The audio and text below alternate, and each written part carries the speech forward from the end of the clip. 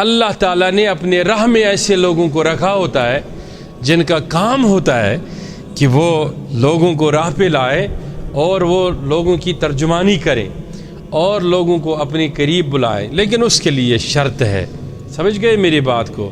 حضور سیدنا غوث اعظم تشریف فرمائے اور وہ حکم فرماتے ہیں کہ ظاہر کو کبھی بھی حکم شرعی کے ساتھ اپنے باطن کو عز و جل کے ساتھ مشغول رکھ، کبھی بھی اس کے خلاف نہ جانا۔ مطلب یہ نہ سمجھنا کہ اس پہر خدا میرے ساتھ ہے اور اس پہر نہیں ہے۔ جو ایسا سمجھتے ہیں تو وہی نفاق والے ہوتے ہیں، وہ شر والے ہوتے ہیں، وہ شر پسند ہوتے ہیں۔ شر انسان کے اندر کب بڑھ جاتا ہے؟ جب انسان یہ کہنے لگتا ہے کہ میں نے اچھا لباس لگایا اور لوگ یہ سمجھے کہ جیسا میرا لباس ویسا کسی کا لباس نہیں۔ سمجھ گئے میری بات کو؟ اور وہ جب کہے کہ جیسا میں پڑھتا ہوں ویسا، جیسے میرے پاس دولت ویسے کسی کے پاس دولت، جب وہ یہ سمجھنے لگے کہ میں سب سے بہتر ہوں اور مجھ سے بہتر، تو سمجھنا ابا واستکبر، تو وہ پہلے وہ انکاری ہو گیا خدا کا اور وہ تکبر ہو گیا۔ جب انسان پہ تکبر پلٹ کے آتا ہے، جو میرا مضمون تھا، جو بتانا چاہتا تھا، تو پلٹ کے جب اس پر کیا آ گیا، وہ سمجھ لو میری بات کو، اگر وہ تکبر والا بندہ خانہ کعبہ کے سامنے ہو اور ساری زندگی اس کی کس میں گزرے؟ خانہ کعبہ میں، اور یوں خانہ کعبے کو دیکھتے رہے اور تکبر ہو، تو میرے نبی نے فرمایا وہ جنت کی خوشبو سے کبھی لذت نہیں پا سکتا ہے۔ بولو کیا؟ وہ جنت کی خوشبو سے لذت کبھی نہیں پا سکتا، یعنی جنت سے محروم رہے گا۔ اور ایک روایت میں ہے کہ تکبر کی وجہ سے کبھی بھی انسان صحیح رستہ نہیں پاتا ہے۔ یہ ضروری نہیں، تکبر علم میں بھی ہوتا ہے، تکبر دولت میں بھی ہوتا ہے۔ جو بھی انسان کو اضافی شے ملے اور غرور کے تکیے پہ یا کرسی پہ جب چڑھے تو وہ یہ سمجھنا کہ اب مجھ سے بہتر کوئی نہیں، میں جی بس میں، تو سمجھنا اس پر تکبر کی چادر چڑھ گئی، پھر تو دعا کیا، اس کی تو بات بھی نہیں سنی جائے گی۔ خدا کے فرشتے بھی متکبرین پر لعنت کرتے ہیں۔ ایسا حدیث میں نبی علیہ الصلوۃ والسلام نے ارشاد فرمایا۔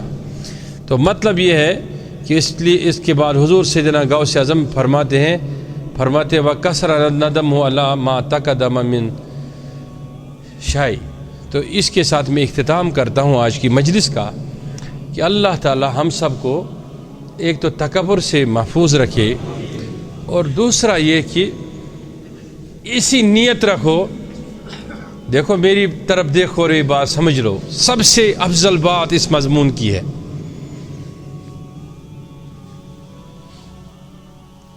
افضل بات میں نے یہ نہیں کہی کہ میری طرف سے اور یہ افضل ہے، نہیں، یہ خدا کی طرف سے ہی یہ بات ہے۔ میں تکبر کی ہی بات کرنا چاہتا ہوں آپ کو کہ تکبر انسان کو کیسے چھوڑے، لیکن اتنی امید رکھو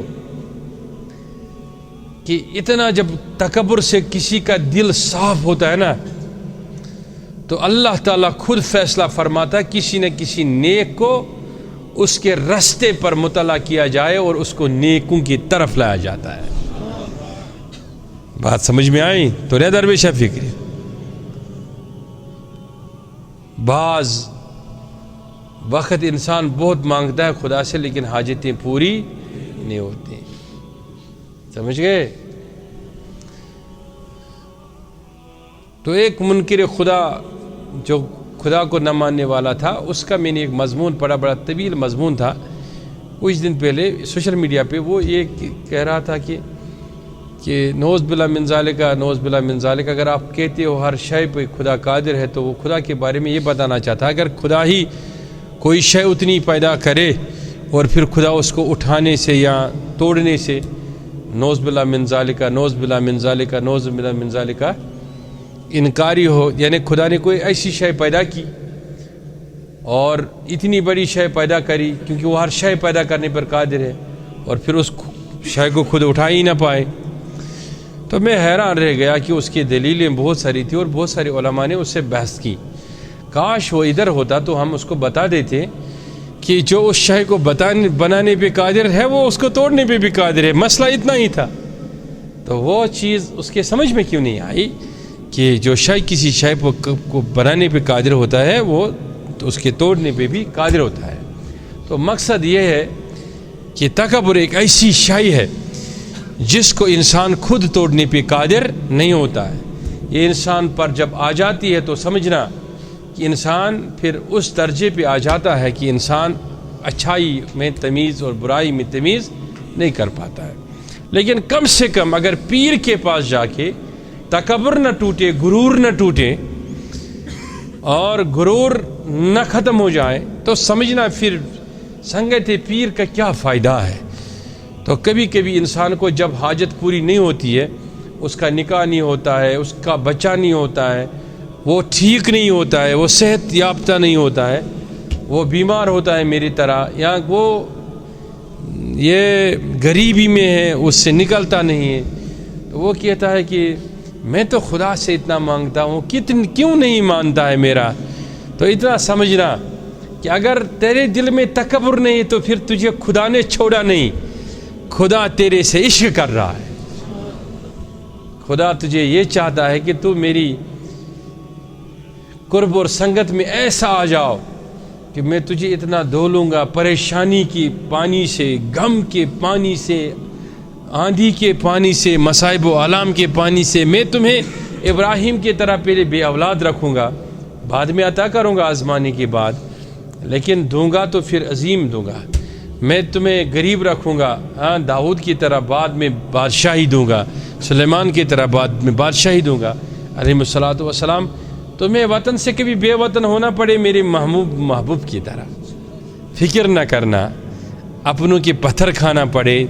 تو اس کا مطلب یہ ہے کہ میں محبوب کو اس درجے پر لانا چاہتا تھا کہ جس درجے پہ میں نے اس کو رکھا تھا، زمین پہ اتر کے میں نے اس کو پھر معراج دلانا تھا نا، تو سیدھی سی بات ہے مکے میں وہ ممکن نہیں تھا، اس لیے دکھانا تھا کہ میرا محبوب کیسا تھا۔ تکلیفوں میں گزارا، تکلیفوں میں پڑا، پریشانیاں اس نے جھیلی، لیکن کبھی بھی محبوب علیہ الصلوۃ والسلام اور اس کے ماننے والوں کو تکبر قریب نہیں آتا۔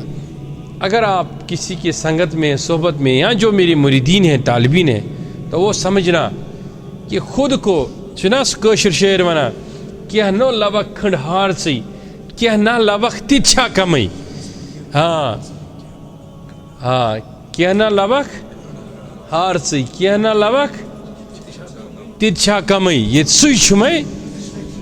تو شیخ العالم چھنا فرماوان کیا پانس مول یس کرنے ہارے ست بیس یس کرنے مان مان، پارت پان سوئی سدرس تارے، تس ونزے مسلمان۔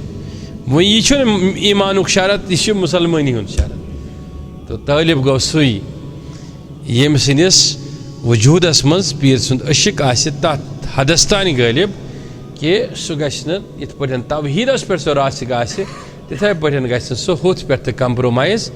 تمہِ خٲطرٕ چھُ انسان سُنٛد اکُے شرط کہ سہ گژھِ راسک آسُن، تٔمِس پٮ۪ٹھ گژھِ نہٕ تکبرٕچ ژادر آسٕنۍ۔ تکبرٕچ ژادر ژٔج، سہ آو اصل وتہِ پٮ۪ٹھ، أنۍ تٔمِس پروردگار پانے بُلٲیِتھ۔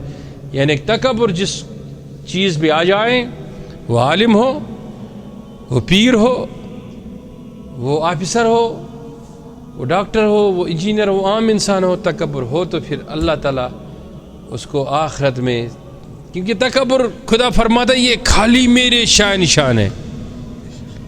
کس کے شان نشان؟